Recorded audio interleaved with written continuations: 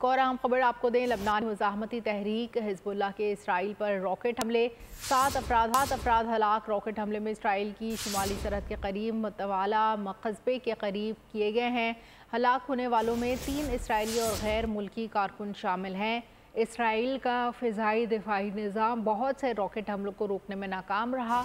Hezbollah ने शुमाली Israel की तरफ 30 रॉकेट दागे हैं। इसराइली फ़ौजी का बयान सामने आया है। लबनानी मुज़ाहमती तहरीक हिज़्बुल्लाह के इसराइल पर रॉकेट हमले, 7 अफराद हलाक हो गए। रॉकेट हमले इसराइल की शुमाली सरहद के करीब मतवाला कस्बे के करीब किए गए।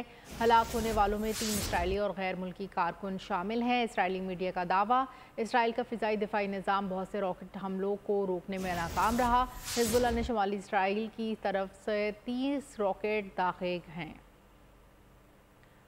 लेबनानी मुज़ाहमती तहरीक हिज़्बुल्लाह के इसराइल पर रॉकेट हमले, 7 अफराद हलाक हो गए। रॉकेट हमले इसराइल की शुमाली सरहद के करीब मतवाला कस्बे के करीब किए गए हैं।